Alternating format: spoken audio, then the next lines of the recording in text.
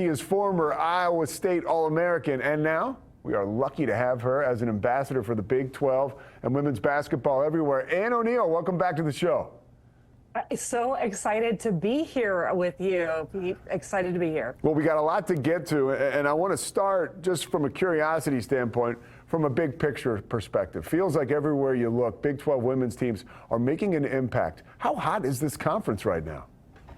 Well, it's hot, and we just had 4 teams ranked in the AP top 25. And also we have Oklahoma State that's receiving votes. So there's a lot of eyes on the Big 12. Another thing that people are watching for is the net rankings. They come out every day. And what the net means is the NCAA evaluation tool. And this is how we get those seedings in March Madness of how competitive games are, how efficient the offense and defense are for teams. And right now in the Big 12, we have consistently had 6 teams in the top 30 of that ranking. And again, why that matters for women's basketball is that the seedings, the top 16, get a home court advantage in the NCAA tournament. And we're keeping our eye on the net rankings as well and seeing how those seedings might play out in March. Let me just tell you, if people don't stop you on the street, I appreciate the refresher on the net, because a lot of times I think we hear it so often, it's good to kind of drill down on exactly what it is.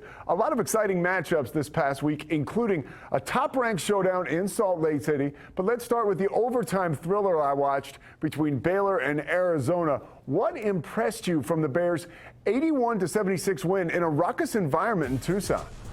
Yeah, this was our first overtime game in the Big 12, and it was so fun from start to finish. It actually had that March Madness feel to it. And I got to give a shout out to the Arizona Wildcats. They had over 6,400 in attendance for this game. In Arizona, they used that crowd advantage and came back big in the fourth quarter. Senior Isis Bay hit 2 back-to-back buckets to tie the game and push it to overtime. What I loved is seeing here, both Baylor and Arizona had 5 players in double figures, but the Bears had the advantage on the rebounds and hit a couple more threes, and they got the win out of that big overtime game. Moving on now, number 12 Kansas State got a statement win against number 22 Utah, 74-47. What are your thoughts about that?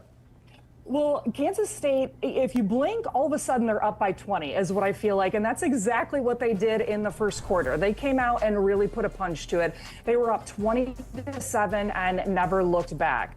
And when we talk about Kansas State, a lot of times we're looking at their offense. They are the leader in assists for the nation. But I got to tell you, one of the things that's always most impressive about Kansas State is their defense. They are second in the nation for holding teams under 50 points per game. And that's exactly what they did to an incredible Utah offense, held them to 47 points. So they were impressive on both ends of the court in that win. Yeah, and we know the superstar names, right? Ayoka Lee, Sedona Prince, Audie Crooks at Iowa State. But who are some of the players in the Big 12 fans should be learning about and on the lookout for? Well, I'll start with one, and her nickname is Showtime Ty, and that is Ty Skinner from Arizona State. She is one of the most fun players to watch because she can break you down one-on-one, excellent at getting downhill, and she's also had 5 games where she's hit over 4 3-pointers. She really brings the energy and the heart and soul for the Sun Devils.